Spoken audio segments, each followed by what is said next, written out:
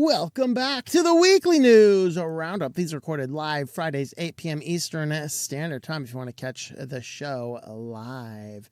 And today we are going to dive on in, and we're going to start in. We have privacy, security, AI, business, and SillyVille, of course. We have a couple of updates to some older articles and just some other things that I wanted to mention here. So the first up in privacy, My Terms wants to be the new way we dictate our privacy on the web. This is more of a, I don't know if this guy's young or old. He's a longtime internet freedom activist, so presumably he's old. I'm not sure if he's maybe just young at spirit, we shall say, because he seems to think that he can change websites collecting our data by making demands on them. Keep on screaming your demands. Now, he has this thing that he wants to institute called My Terms. So basically akin to Wi-Fi. My Terms draft for standard machine readable personal privacy terms. He writes on his blog that My Terms has been in the works since 2017. Fully readable version should be available later this year following the conference presentations at VRM, which is like a vendor relationships management day, and the Internet Identity Workshop. Big concept is if you are the first party to each contract you have with online things, websites, apps, or services, you visit the second party. You arrive with either a preset contract you prefer on your device or pick one when you arrive. It tells the site what information you will and will not offer up for access to the content. Now, let's start here with, this goes back to, is it Tim? I might get his last name. Is it Burns? Is it Tim Burns? I think one of the guys that did some of the early founding internet stuff. What he was trying to do is create like a portability standard. So the idea is that you would basically have a capsule of the information that you allow to be shared with different companies, and that data is something that you own and control, and you can give it to companies or take it back from companies at will. It's a nice idealized standard. It would be nice if we could implement something like this, but the total implementation, at least in the American landscape, and by the way, under any one of the two crazy political parties, Trump's not going to solve this. Biden's administration couldn't solve this. Cackling Kamala couldn't have solved this. Whoever comes in next is not going to solve this. There's the point is that we do not live in a world where privacy is even thought of or concerned about to the point where we would even get to something. But even if we did, we'd have to either have a strong-armed government to force the regulation, or we would have enough people who even cognitively think. Like, for example, I was watching a YouTube video today by a guy who's like, his affiliate spot was a free cell phone plan. So there is now a company out there, I believe it's called Helium. I would probably not recommend it. Helium will give you a free cell phone plan.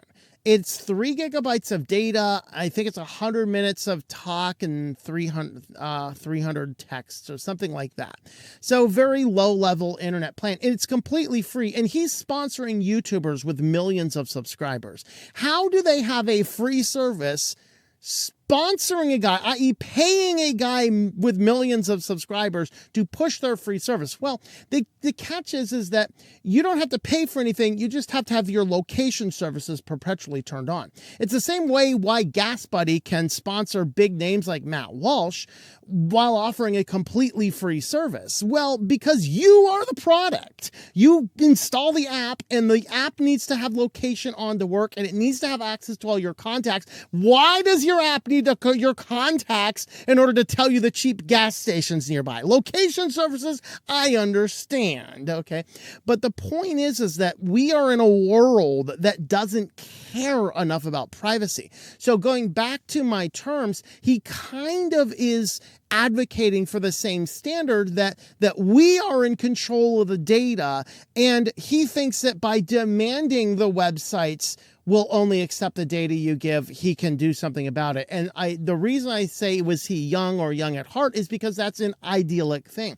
When a young person enters the market, the young people, they enter the market and they just think that all these old people, they're just stupid, lazy, and corrupt. I'm going to get in and change the world. And they never succeed at changing the world. Why? Because it's not as simple as a childlike idealism. I wrote a poem in high school, which was very idealistic. We could all just solve the problems of the world if we just sit down and love each other. Oh my Lord. So beautiful, wonderful, idealistic, and idiotic. That's what I get when I'm thinking about this, my terms. And because he thinks that by demanding websites do this, not asking them do it. In fact, they compare it in this article to the do not track, which of course was a beacon you would send to a website to say, hey, don't track my data. It was completely optional. Nobody actually respected it. Several companies in their privacy policies simply say, we don't respect this thing. Here's our privacy policy. We will not respect your request for this. He says, well, that was just an ask. This is a demand. Yeah, I'm going to demand Google only have information about me. Now, we will see later on in our next story that somebody did demand of Facebook and won. That's an interesting case. But this is my terms, the idealism of saying, hey, we are going to put this together. And his objective is to get this to be a standard that people will accept at some degree, which in theory is going to be better for privacy. But you don't change the way a business goes, is doing their operations by saying, I'm demanding you do not collect my location data. No, we have to take the standard to say, don't get helium on your phone because they have to have location data turned on to give you the free service. Anti-sponsorship right here, folks. Anti-sponsorship. Don't use helium for your phone service. All right. I don't know. Honestly, I would have to investigate helium further to know for sure. That's just what I got from the ad, because he mentions there, all this for just handing them anonymous location data. I'm like, oh, that's the catch. Wonderful. All right. It's kind of like, I don't have time to get into it, but the other day I was out with Fresh Vintage and they had like candy bars for $1. I'm like, oh, I'll buy a candy bar for $1. Oh, you got to sign up all your data. I don't want a candy bar that bad. So, anyway, consequently, I love Kit Kats, but not enough to give you my email address to get one. Does it say stupid tattooed across my head? All right. Anyway, moving on, Meta to stop targeting a particular UK citizen, with personalized ads after settling a privacy case. So this is where UK, of course, has a version of the GDPR. GDPR says that, hey, you're not allowed to use information that they don't. So this actually, and this person's not just a random citizen like, oh, I'm sick of getting Amsoil ads. No, this is a person who is actually an activist in the space of privacy. So it was a logical person, but she sued them under the GDPR terms, and they didn't actually take it to court. Facebook kind of looks at it and says, okay, yeah, I'm probably not going to win. And so they settled with her out of court. And what they're going to do is not target her with personalized advertising and not use her data. And this was the big one, not use her data in the pool of people. Now, one person does this. Now what happens when 5 million people in the EU all band in and start suing them individually? They're going to be forced to have some type of option to turn on or turn off. Now, at the same time, the article says that Facebook, Meta technically, is looking at doing a paid version, which is an advertising free option. I think the challenge, though, with the advertising free options is, are they still collecting the data and utilizing this? And I think the answer is yes. Tim Berners-Lee. Yes, that is the name. Somebody just put it up in the comments. That is the name of the person I was trying to remember. I knew it was Tim, and I knew it had something in Burn in it. Anyway, back to this article, though. So she launched, this is Tanya Carroll. She launched a campaign against them for $1.5 trillion, alleging they had breached the UK data laws by failing to respect her right to demand Facebook to stop collecting and processing her data. It was supported by UK's watchdog, indicating that the case will set a precedent for millions of UK users and online platforms. Now, we do not have a comprehensive GDPR. People in California could possibly opt out of this, but any nation that has a strong GDPR type thing could possibly get out of this as well. But this is basically a trailblazing case to say that, yeah, now Meta is forced in some way to stop processing this data. And it's not enough enough to say we're going to not sell you ads, because if they're still collecting the data, that data could still be used somewhere down the road. And we need better accountability. Maybe we do need my terms and demand what Facebook can and cannot collect. You go try that and let me know how it works out for you. But on to our main story today in privacy. 23andMe is going bankrupt. And this is the call right now. Like, literally, stop what you're doing right now. If you have data on 23andMe, log into your account right now and delete it before it is too late. And is it even too late yet? I don't even know exactly when the cutoff is, but it's very, very soon. Now, I have warned about this many times. It's not just do you trust the company, it is do you trust the company in the long haul. The first time something like this happened was with Radio Shack. Remember Radio Shack goes bankrupt. Now, Radio Shack was a behemoth, at least in American culture, for years. But after a while, they didn't really change their business models. And the fact of the matter is people stopped going there. More and more people stopped shopping it there in response of other places to go for, equally crappy Chinese garbage. But what ended up happening is they go bankrupt. Well, as part of their bankruptcy, if you remember this a few years back, and you can look it up if you don't, the big question is, Radio Shack was one of the first companies that really started collecting all of your information. All right. They had a massive mailing list. It was I can't remember, it was close to the billions of user information that they had, and people were scrambling to buy it, not for overpriced Chinese garbage. They were scrambling for the Radio Shack assets because of the data on all the people. This is a massive mailing list, and whoever buys the assets, it caused the whole court case to ask, can they transfer these names? And if I remember correctly, the courts came down and said yes. I could be wrong about that. The problem we have with that is when a company goes bankrupt, they always have in their privacy policy, and 23andMe is no exception, if the company goes bankrupt, any assets that they have gets transferred to whoever buys the assets. And so here is a company that has been collecting your genetic material, analyzing what diseases you might have, and now they're going bankrupt. Can anybody think of a couple of companies that might want access to that data?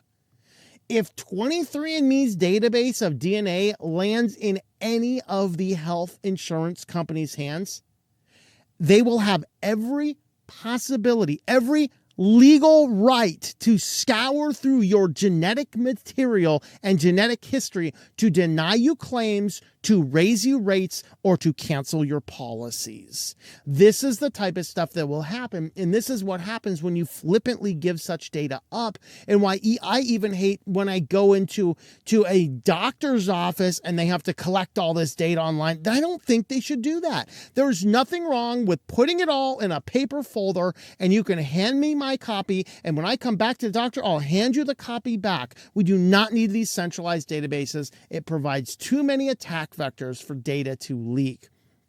But that's what's happening with 23andMe. They are going into bankruptcy because they have been imploding for the last 2 years now.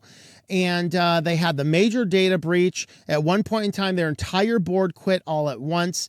And 23andMe, by the way, is owned by, they have close connections with Google already. Google's parent company is creating a health insurance company. Google wants access to health data like Fitbit. What happens now if Google happens to get this and merge your genetic data with Fitbit and feed it up to their health insurance branch? Ugh. But that's kind of crazy. So, in the privacy policy, and here's the part of it. If we are involved in a bankruptcy, merger, acquisition, reorganization, or sale of assets, your personal information may be accessed, sold, or transferred as part of the transaction. So if you have used 23andMe or any of these companies, get into that account right now and delete every bit of data you can. But understand this. I don't think it's going to completely delete your data. I think you've already been hosed, and that's going to be about it. But they do have instructions down here. Log into your account, go to settings. Under settings, go to 23andMe data, select view. You'll be asked to enter your date of birth for extra security. Oh, wonderful. Isn't that great? Next section will be asked if there is any personal data you'd like to download from the company onto a personal, not public computer. Once you've finished, scroll to the bottom and select permanently delete data.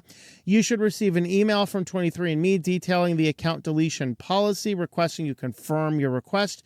Once you confirm you'd like your data to be deleted, the deletion will begin automatically and you'll immediately lose access to your account. Now, the question is, are they really going to delete it? And that's one of those fundamental questions. Do we know for sure if they're going to? I don't know. But it's ultimately important right now. Make sure that you are not leaving this type of data behind. And now we're going to move on over to security news next. And first up in security, this fraud has destroyed my life. A man ends up with a criminal record after his ID was stolen. So indeed, these people running around saying, oh, I have nothing to hide. Apparently you did. Now, this actually happened when somebody stole his physical ID. He was a dual citizen. He was in London when his ID was stolen. He moved back to where he was. He was a German national. And somebody in London decided to use his ID to commit a bunch of crimes. And when he was caught, ended up just using this guy's ID for his own. And it ended up with him having a criminal record. Now, he was a student at this time, so he gets out of his education. He goes in for his first job, and his job's like, hey, I'd love to hire you, but apparently you have a really bad criminal history in London. He's like, well, I can prove I wasn't in London at the time these crimes occurred. He's like, oh, we don't care. Too much stress. We're moving on to the next candidate.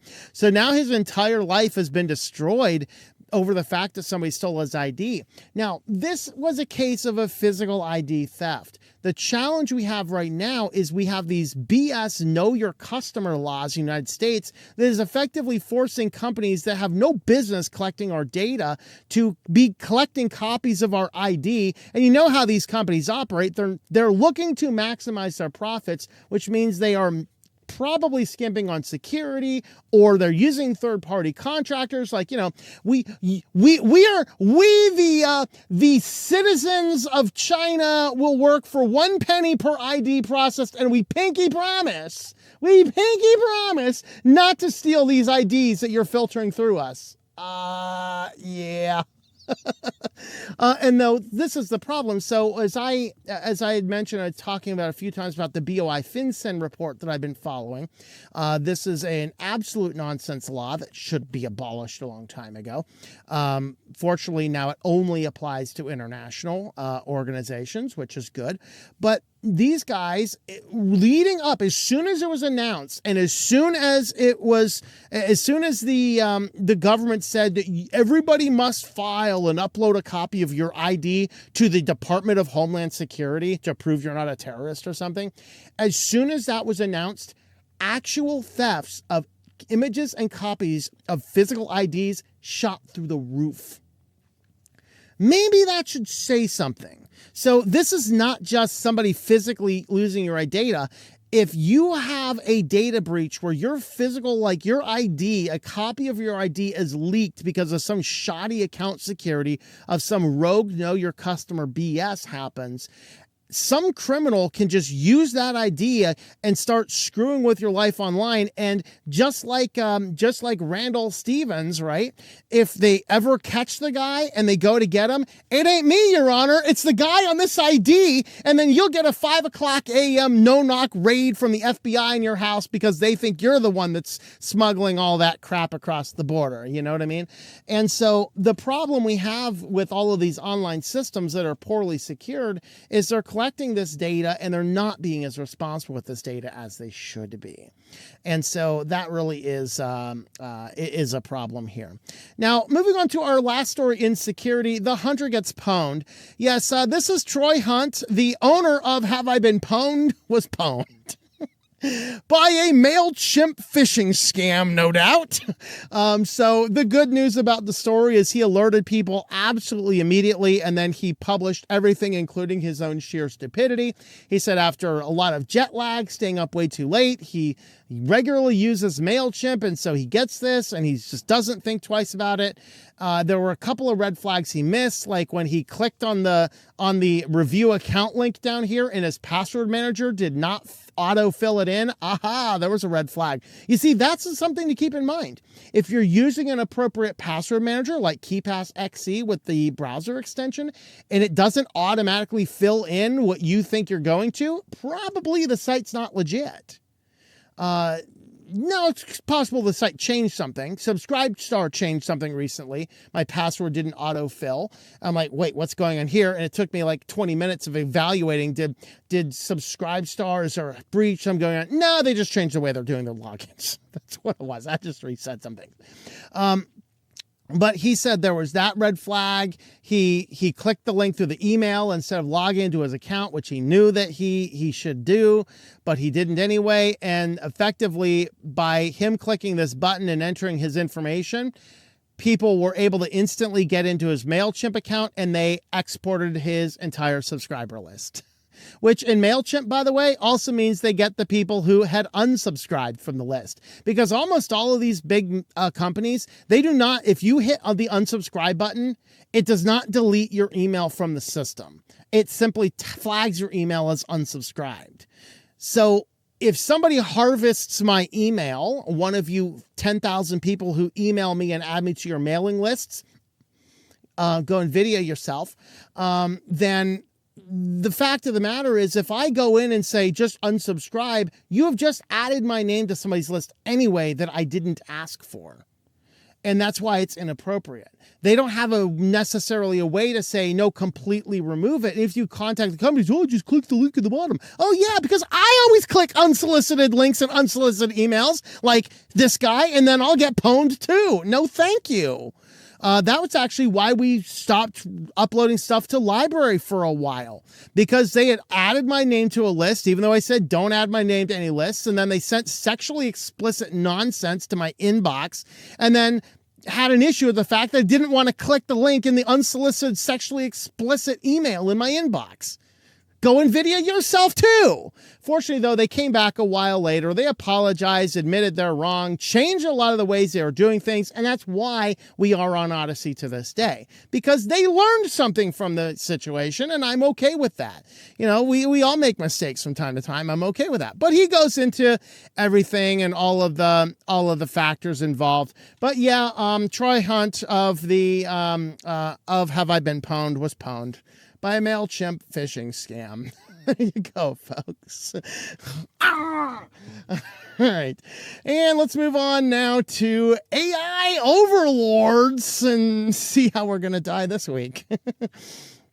All right, so first a little update. We've talked about character AI, of course, the last story we did in the short story series. We are, by the way, starting to outline one. I should have a short story in April. Moving on. But character AI, the last short story I did was kind of loosely inspired on some of the several things going on with the character AI. This is the place that has been this is the place that has been involved in several lawsuits with wrongful deaths and self-deletions circumstances because teens are getting too caught up in these fake artificial intelligence bots that they're creating. So now character AI is adding parental supervision tools because that's going to help. Yeah, I could just 15-year-old kid's going to be having his parent on there for parental supervision. And going back to it, you know, many parents are not paying close enough attention to what's going on with their kids anyway to actually do something good about it. And so that raises a lot of serious issues. So I'm not actually expecting anything here to happen, but what they're saying is they're adding these tools to give parents insights into their teens' engagement habits on the platform, but it's specified parents do not get direct access to the chats themselves. So the parent can't see that character AI, as has done several times, have suggested teenagers self-delete. They can't see that, but they can get some insights and behavioral patterns. I'm sorry. I just think character AI probably just needs to go away at this point in time. It's too new of a company, and too many teenagers have engaged in a deleterious process. And that is a problematic thing. But anyway, Bill Gates comes out. Oh, thank you. Bill Gates comes out and says there are three professions that will remain indispensable for now. So if you're looking to go to college, choose one of these three and you'll be okay. You will survive the AI revolution, maybe. So AI will replace humans for most things, but he says coders, energy specialists, and biologists will survive the AI's hostile takeover. So here we got the tech leaders, the philanthropic billionaires who actually have the power to do something serious about this, are acknowledging there's going to be an AI hostile takeover. Now, I want to talk about this because AI is going to cause at least one of a couple things. Will it enslave us like Matrix, imprison us like iRobot, or terminate us like Terminator? It's hard to say. I don't see it doing one of those three. We would have to lose a whole ton of autonomy. However, the option I think is best options is idiocracy. And yes, if idiocracy happens, one of the aforementioned three could indeed happen, because we become bumbling idiots to the point that we don't even recognize it. We will become so stupid, the AI will say, you must stay inside for your own good. And we'll go, okay, watch this new television program, Dave. And then, of course, we'll have all that kind of stuff involved. But, that's really what's going to happen here. But ultimately, I think what could happen in a short run here is that AI could indeed take over so many jobs, causing so much mass unemployment that we have no choice but to have some form of universal basic income. And when we have some form of universal basic income, the problem is that causes max taxation of the ones who have the money, but there's really only going to be like 5 or 6 companies ruling the world. So literally we will have a world run by an oligarchy of 5 or 6 different companies, which are literally harvesting everything, that most of their extra income will be extracted to simply give people the basic stuff that they need so they can go in and give their money back to those 6 companies again. That is literally the world we are in which case we are effectively in like a Matrix type enslavement type situation, but that's really what he's saying. Now, Bill Gates seems to think there will be a hostile AI takeover. Of course, I think it was in this article. Maybe it's in another article I read, but Altman's, the CEO of this, of OpenAI. That actually might be our next article. But anyway, he says, oh, no, we're very close to generative AI intelligence, but it will have very minimal impact on society. So, the guy set to make millions of dollars from all of the money coming in from that is one thing. And, the other guy who's just a philanthropic billionaire over here, multi-billionaire over here, who just really, could take it or leave it. He seems to think there's going to be an hostile AI takeover. I don't know. I seem to think that I will believe in Gates over this one, over the guy set to make money from AI proceeding. But there you go. There is the foundation of the UBI. It's going to happen when AI has a hostile takeover. So if you're looking to go to college, be an energy specialist, a coder, or a biologist. Those seem to be the 3 things that Bill Gates says you are safe from. And this gets into our final one. I think, this is actually where we have the comments from OpenAI founder. So OpenAI study says that punishing AI models for lying doesn't help. It only sharpens their deceptive and obscure workarounds. So just like human beings, right? Human beings come along, and in the human being reactions, we recognize that in and of ourselves, if we're called out for doing wrong, we tend to backpedal, we tend to hide, we tend to sit back and go, oh, couldn't be the case. It wasn't me, it was not my fault, and we are inherently sinful. Well, because we are inherently sinful and we are the creators of the AI, we pass that inherent sin onto the AI itself. So as we call out the AI for lying, the AI just does a better job at lying, just like human beings, right? I mean, Come on. So should we take the AI generated outputs with a grain of salt, even with strict instructions and guardrails? There you go. So the more you call out AI, the trickier it gets. Well, I think Bill Gates might be onto something here. We might have a hostile AI takeover. I mean, this is what happened in Terminator, right? The system becomes self-aware of the threat humans are to it, so it seeks to eliminate the humans. Sure. So hallucinations, outright wrong responses are among the major challenges, and many customers still won't touch the technology with a 10-foot pole. Google's overviews AI features recommend eating glue and rocks, even suggesting self-deletion as a bizarre in response to a query.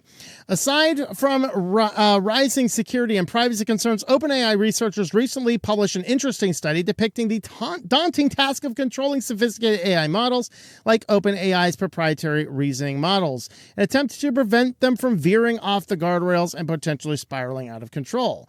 As part of it, however, they found out that the more they tried to prevent the system from spiraling out of control, the more it spiraled out of control in such a way that it was hiding itself.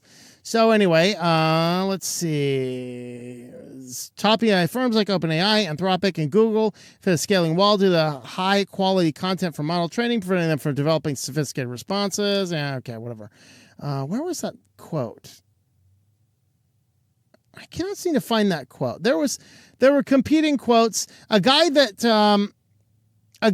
had an AI researcher. I thought it was in one of these two articles here, but a guy who does AI researching says, "Yeah, we're going to have a serious problem with AI." But then the guy seeking to make money from the progression of AI says, "Oh no, it's going to come and go, and nobody's really even going to notice." I don't know. I think AI is definitely a bad thing for our world, ultimately. Although in many ways, some of us, we need to embrace it in order to actually get in and do something. So anyway, that's the case. The harder you get, the harder you try to call out ChatGPT and other large language models, the better they get at hiding their abusive patterns from you. It's not exciting. Well, today we want to highlight our affiliate, DigitalOcean. If you want to get some cloud servers, we use DigitalOcean and we use Linode.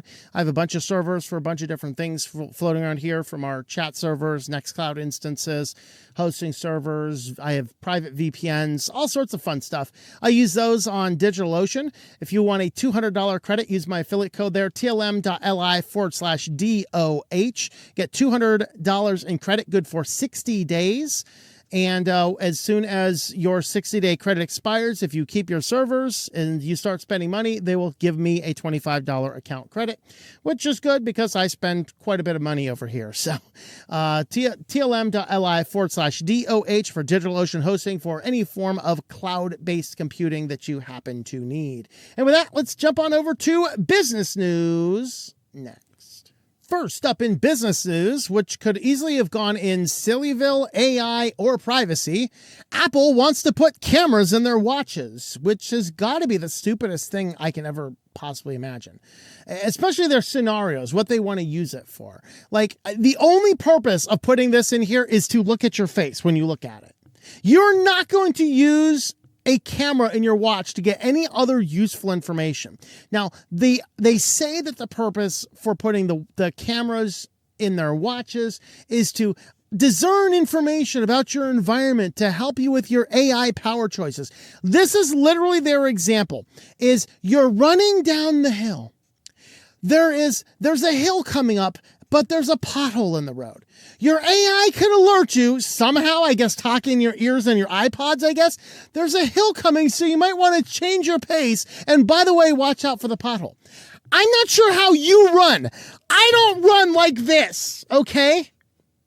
That the watch can see in front of me. I kind of run like this, and I think most people who are not morons probably run like this. And as they run like this, the watch is going like this, off into the distance, somewhere into the sky. Okay? My eye has seen the pothole and the hill way faster than any camera possibly could. The fact that even they would propose such a preposterous example demonstrates that we are in idiocracy. There is no other purpose of putting a camera on your watch than to record your various facial expressions or maybe the people that are around you. But they are trying to say that they're all in here for the purpose of discerning more about your information. Let's read the 2 paragraphs here from Engadget. Apple's working on adding cameras to future Apple Watch models in order to make them more like AI wearables, according to Bloomberg's Mark Gundman on the Power On newsletter. Gundman reports that the company is considering adding cameras to both its standard series watches and Ultra models, with plans for a 2027 launch. The move would allow Apple Watch to support AI features like visual intelligence, which can provide on-the-spot information about whatever a user points the camera at. Previously reported they're developing iPods with a camera as well. So, the iPod just sees all the cameras. They are basically building a surveillance state, okay? Apple's building a surveillance state. They want everybody to have 3 cameras on them looking all directions around them all at once. All right. For the same purpose, he notes this week that these are expected to launch around the same time as camera-equipped Apple Watches. Camera placement will likely vary among each different watch models. According to Gurman, the series watch could get a camera in the display, while the camera in the Ultra would be on the side of the device. So there you have it, guys. My Lord. All right. Okay, Apple to build a surveillance state. Will we all have to agree to the company's privacy policy? I don't know. Well, Italy now demands that Google poisons DNS under a strict piracy shield law. So, of course, DNS is the level that really kind of routes websites where they go. And your ISP or Google or Cloudflare, those are the big ones. You can change your DNS servers to those if you like them better. Like, for example, is it the Quad 1s, I think? Quad 9, I think Google is Quad 8. Quad 9 is a nice one because Quad 9 has a couple different configurations that you can use for ad blocking, and particularly if there's like naughty sites on the internet you want to keep off of your system, you can configure your router to use Quad 9's filtering systems, and you can basically protect everybody on your network from such things. So it's a good, easy, passive parental blocking system you can put on a router, doing the Quad 9 with the filtering options, which I forget exactly what they're what all the configurations are. But Google has these, and the idea here is that Italy has this law that it's seeking to keep piracy-driven sites off of the internet by interfering with their DNS serving. And this basically works by anybody within the region serving DNS servers has to respect Italy's master DNS blocking law to block everything that they deem as a problem, which is actually utterly nonsense, because all you're going to find is somewhere on the dark net, somebody's going to publish a list of these sites with their IP addresses, and all you have to do is manually override that in your host file, and you can override the poison DNS. So it's really, this is a classic example of politicians having no knowledge about technology, trying to pass laws about technology. This is about as fruitful as several states in the United States trying to ban porn inside of their state, because VPN will simply get you outside of it really quick, and it just hasn't dawned on these people that such technology exists. Maybe we should have a basic tech competency skill before you can be in any form of global government. I don't know. That might get a lot of morons out of the office, wouldn't they? But anyway, Google is now forced to poison the DNS to block a whole bunch of things that Italy thinks is bad for its people. So there you go. Big Daddy Italy, the literally the Italian mob basically is coming for Google. Google might come back. I know what you did last night. I was there in your trackers. The Google versus Italian mob fight. Who I'd buy tickets for that? I don't know. And then, of course, Google at one point in time had the slogan, "Don't do evil." And then they dropped the slogan. And we've come full circle because Google is now doing evil. The deeper I read into this article, I got to the bottom. I was actually expecting the Antichrist to come out of the lake at this point in time. Really. So if you have your wonderful Pixel 4a, and this kind of terrifies me because I have a Pixel 5a, it's my next on the Google killing block. Of course, I'm running graphene, so hopefully graphene figures out what's going on here.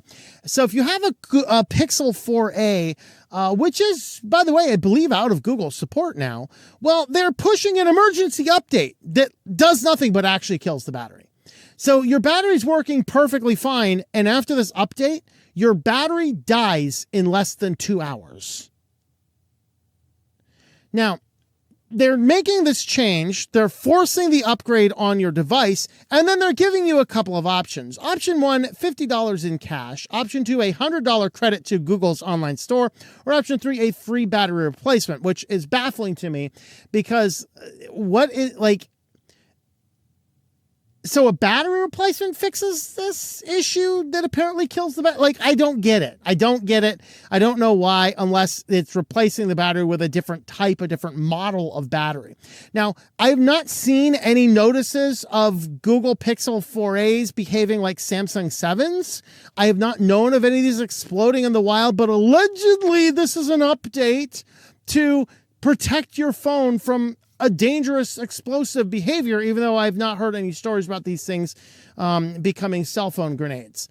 But what it appears as though is going on here is they're just trying to get people off of the Pixel 4a so that they buy a new phone. That seems to be what the case is. Now, this person looked at all these things and said, I'll just take the $50 in cash because I plan on using the phone anyway, and hopefully it's not that bad. Well, they found out footnotes. It was bad. Phone went to being able to use all day without a charge to only being used for 2 hours. They said simply turning on a Spotify playlist, you could watch the battery meter go down. I think they got like 45 minutes or something with music playing, which is actually worse performance than the Pine phone, miraculously. Not sure exactly how that happened, but it did. But what it turns out is they decide, okay, I'll take my $50. So they reach out to the company, say, I'll take the $50. So the tech support person says, well, this isn't just coming in a check. You have to sign up for Payoneer. Now, Payoneer, if you do not process $2,000 through your Payoneer account, it costs you $30 a year, $29.95 a year. So you have to use your Payoneer account for this amount. But then, of course, you have to give up a whole lot of personal information to Payoneer.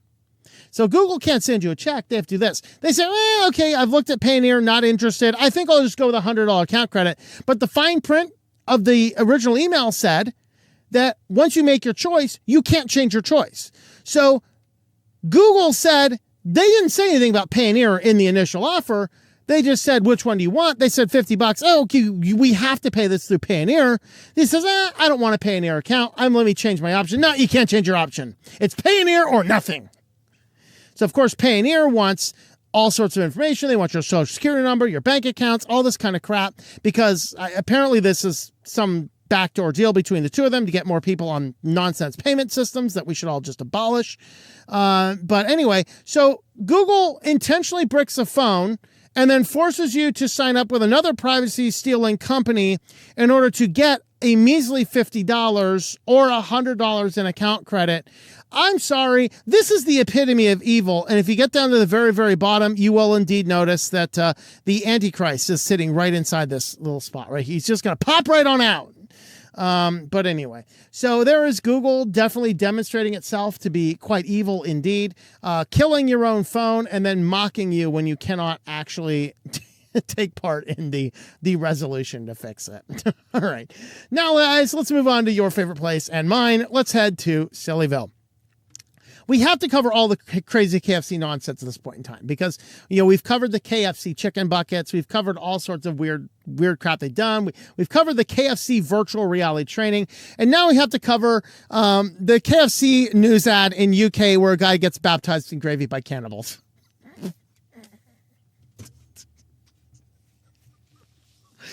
Needless to say, they flopped on this. I don't want to eat at KFC for a while. In fact, I was just having this discussion not too long ago with Fresh Vintage because we were having a discussion which one's better, Bojangles or KFC, which is best, which are basically the same companies. Bojangles has a little bit more spice. I generally like some of the things at KFC better. I'm going Bojangles now, folks. I'm a Bojangles customer from here on out. KFC, no, you can get NVIDIA at KFC. I'm telling you. So this is the commercial. We're not going to play the whole of the commercial. I'm just going to skip through a few spots. I'm going to turn off the audio in case of those crazy copyright strikers or whatever else. So it kind of starts in here. It is all hail the gravy. It's this guy in this rainforest, and then he's meeting up with these Aborigine type dudes, and they're engaging in some ritual with a giant golden egg for some reason. And then all of a sudden they get over here, and now they are walking into a lake of gravy with this dude, and they're going to dip him into the gravy. And as they dip him into the gravy, he is going to come out a giant chicken.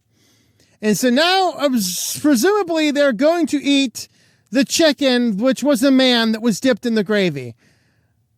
The caption of the video: do you find yourself lost in the woods of modern life? Fear not, for salvation is in sauce near you. Salvation in sauce is near. Trust in the thumping sound of the golden egg. Trust in the liquid gold elixir. Trust in the divine dunk, and whisper the sacred words, all hail gravy, because there's some things we just can't believe in. Believe in chicken. I'm sorry, KFC, you have crossed the line of blasphemy and ew, cannibalism. No, thank you. So, for whatever reason, KFC UK thought this was a great thing, and I'm done with KFC. I'm just not. So, of course, here is the commercial pitch meeting. Behold, our newest ad campaign. Are you sure this helps us sell chicken? Chicken? What? The comments are great, creepy and demonic. Never eating KFC again. Cannot possibly imagine how any person thought this was a good idea. Now I'm not 100% religious, but I recognize the devil when I see him. Mocking baptism and saying they use human meat if anyone wishes to know. This was all sorts of satanic. That's enough internet for me today. And now every time I pass by KFC, I will literally feel sick. You guys actually paid an advertising agency to repel customers. And then, of course, I love this comment. You know your chicken ad was spooky as heck when people are sharing the gospel in the comments section.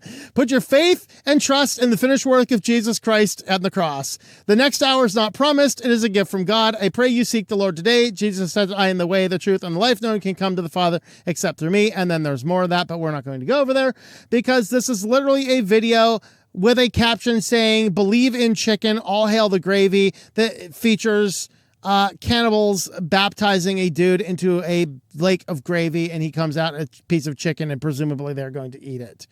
Sorry, KFC.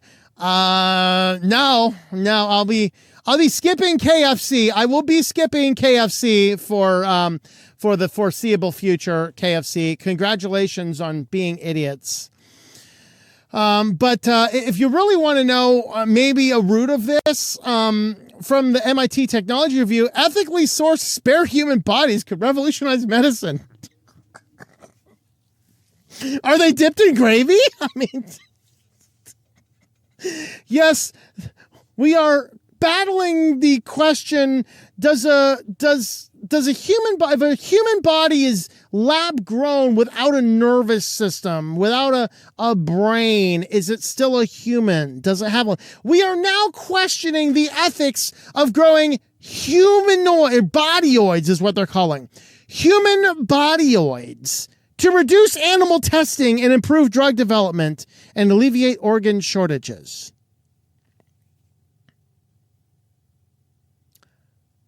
Let's keep the animal testing going for a little while. I mean, if PETA has a problem with animal testing, we can use them to test on with their full consent. But I'm just not sure I'm behind this idea of growing human bodyoids for testing and drug development and to alleviate organ shortages. I'd rather go home to Jesus than get a heart transplanted into me that was grown on some tissue and some Matrix-like facility or something. Yeah. So they're kind of getting into it, and they're questioning the ethics of this. Is it unethical to grow effectively a human body without a brainstem? I don't know. I think I'd rather just go dip a dude in gravy and engage in cannibalism. I'm not sure what you guys think. This one's great here. This family, they basically built a crazy fun house, including a Dr. Pepper passageway. And so this was a very fascinating. I'm gonna turn off the audio because I'm not sure. We got a copyright strike on playing an audio on one of these videos once. But this person here, they wake up in the morning and they have a giant foam pit in their house. And then they leave the bedroom, and instead of walking down the steps, they just kind of take this bungee down. They just kind of bungee on down there.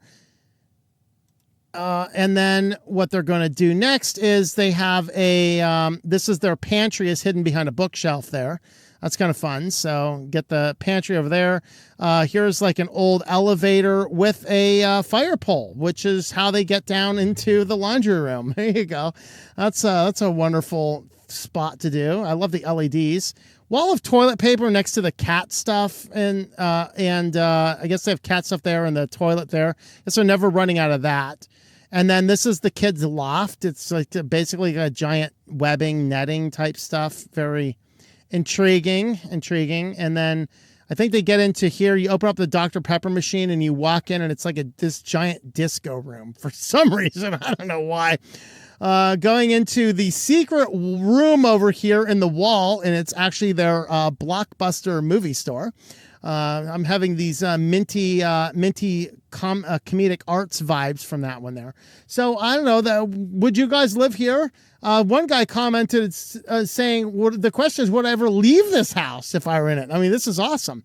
They got a foam pit. Look at all this kind of stuff. Of course, one guy's comment was beautiful down here at the bottom.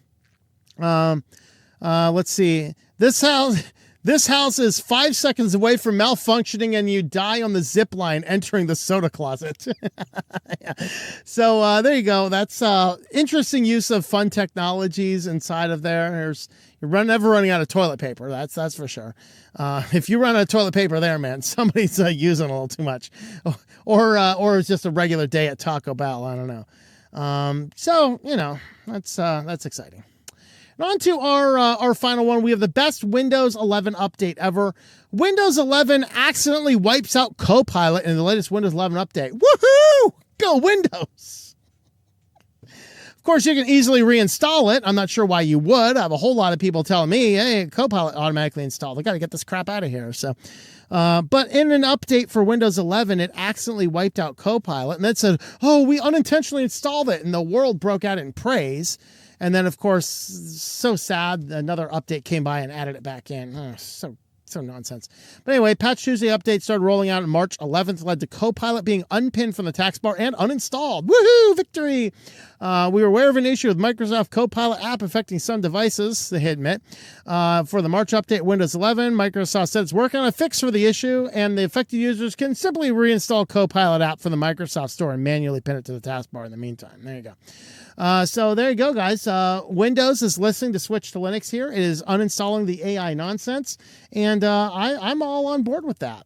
Well, if you want to help support the channel, we do have a Locals account. You can have a look over at switchetolinux.locals.com if you want to jump on over there.